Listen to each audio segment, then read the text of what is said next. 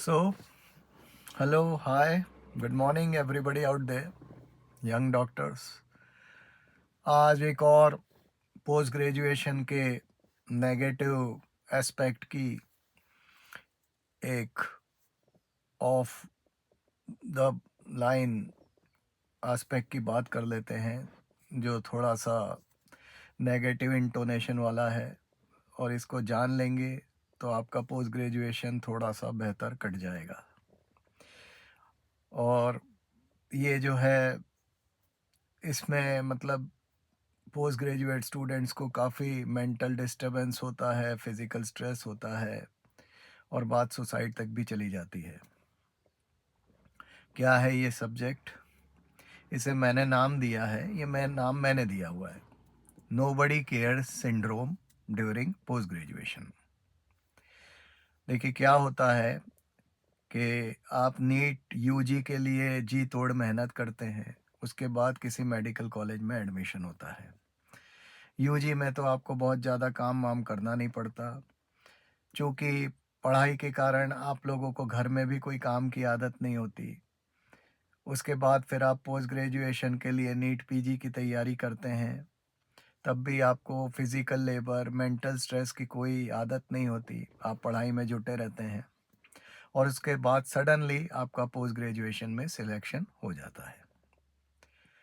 Particularly यदि आपका selection government college में मेजर ब्रांचेस में हुआ है पोस्ट ग्रेजुएशन में, जैसे कि मेडिसिन, सर्जरी, पीडियाट्रिक्स और गायनेकोलॉजी में, तो ये वाली सिचुएशन आप ज़्यादा फेस करेंगे। वो बच्चे ज़्यादा डिस्टर्ब हो जाएंगे जिनके पेरेंट्स या जिनके कोई रिश्तेदार डॉक्टर नहीं हैं और जो उन्हें गाइडेंस नहीं प्रोवाइड कर पाते हैं। अब होता क्या है, होता यह है कि जब आप पोस्ट ग्रेजुएशन में एंटर करते हैं, एडमिशन लेते हैं, जिस दिन आप ज्वाइन करते हैं उसी दिन बहुत सारा वर्कलोड आपके सीनियर आपके सर पर डाल देते हैं। कंसल्टेंट्स जो होते हैं उनका जो आपसे रिलेशन होता है वो 1 to 1 तो हो नहीं पाता, और वो अपना राउंड लेकर चले जाते हैं। तो घूम फिर कर जो इक्वेशन होती है वो पोस्ट ग्रेजुएशन में सीनियर और जूनियर के बीच में होती है, और सबसे ज़्यादा मिजरेबल कंडीशन होती है फर्स्ट ईयर वाले की। आप जिस दिन ज्वाइन करेंगे उसी दिन बहुत सारा वर्कलोड आपको दे दिया जाएगा, और आपके सीनियर ऐसा मान कर चलेंगे कि ये आपका काम है।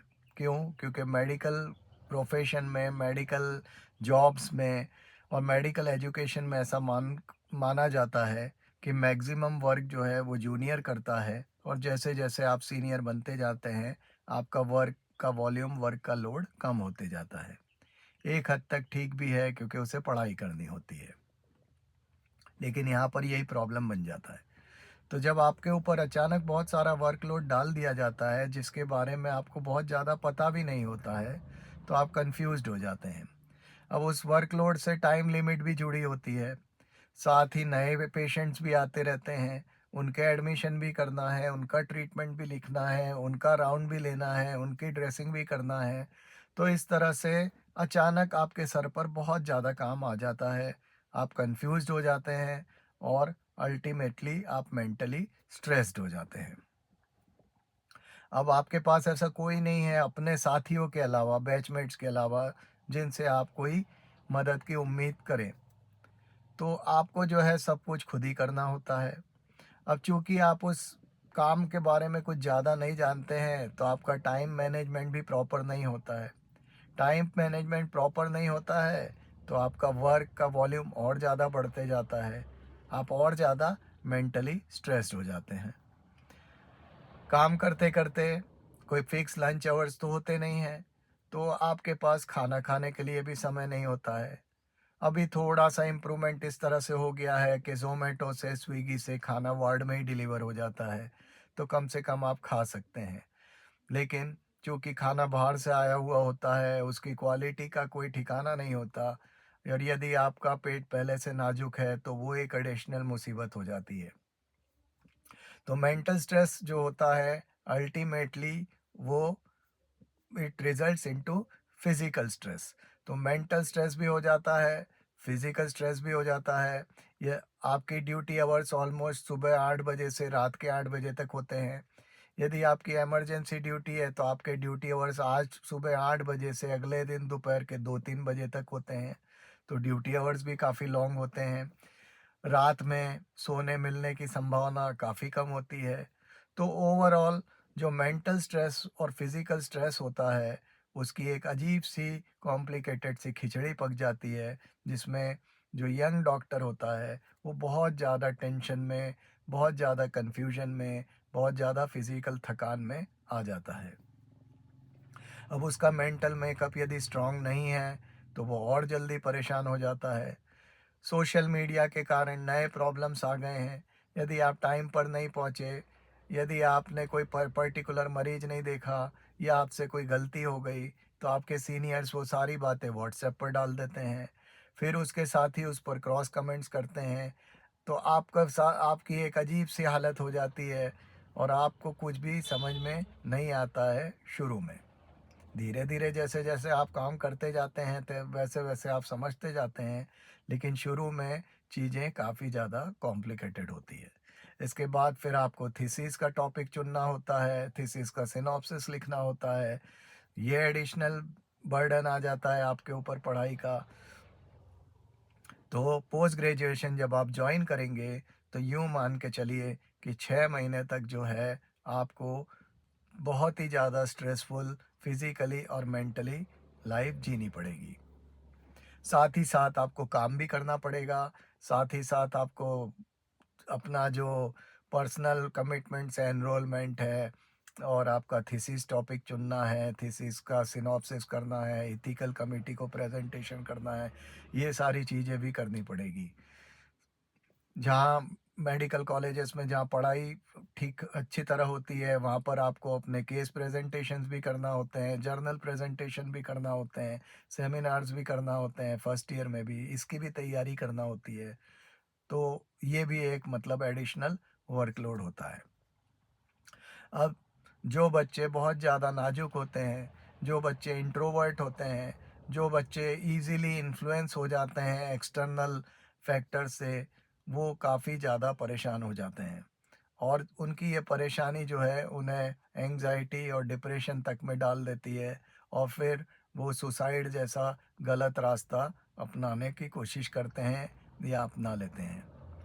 इस बात को यहाँ पर समझिए कि यदि कोई पोस्ट ग्रेजुएशन का काम आपको लगता है कि आप नहीं कर पाएंगे, तो उसे छोड़ दीजिए, लेकिन सुसाइड मत कीजिए। डॉक्टर बनना ज़िंदगी का आखिरी मकाम नहीं है, लेकिन ज़िंदा रहना बहुत इम्पोर्टेंट है आपके खुद के लिए और उससे ज़्यादा आपके माता पिता के लिए।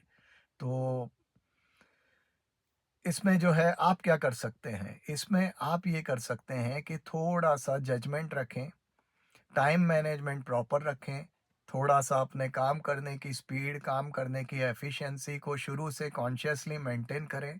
इससे क्या होगा कि आप ठीक से काम समय पर पूरा कर पाएँगे, तो आपके पास थोड़ा-सा समय, भले ही बहुत थोड़ा समय हो, खाना खाने के लिए, नाश्ता करने के लिए, चाय पीने के लिए और थोड़ा-सा अपने बारे में सोचने के लिए समय मिल जाएगा।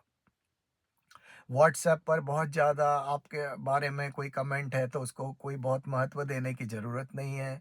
क्यों? क्योंकि किसी ने आज कुछ लिखा है तो कल उसे कोई नहीं पढ़ने वाला है और परसों वो तकरीबन गायब ही हो जाने वाला है।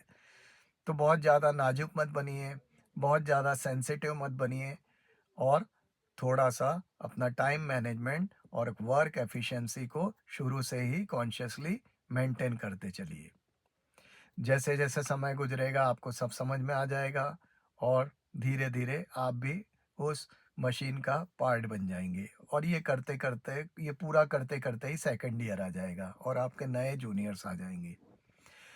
मदद करें जूनियर्स की भी, अपने साथियों की भी मदद करें, उससे वो आपकी मदद करेंगे और इससे एक पॉजिटिव ऑरा बनता है अपने आसपास और काम आसानी से निपट जाता है। सो वैसे ये टॉपिक डायरेक्टली सब्जेक्ट से रिलेटेड नहीं है, लेकिन बहुत काम का है। इसको यदि सुनेंगे तो डेफ़िनेटली आपका पोस्ट ग्रेजुएशन कंपैरेटिवली ईज़ी हो जाएगा। तो काम की बात बताई, तो लाइक करना, शेयर करना और हो सके तो सब्सक्राइब करना। क्यों? क्योंकि मैं काम की बात ही बताता हूँ। ओके, नमस्कार, गुड बाय।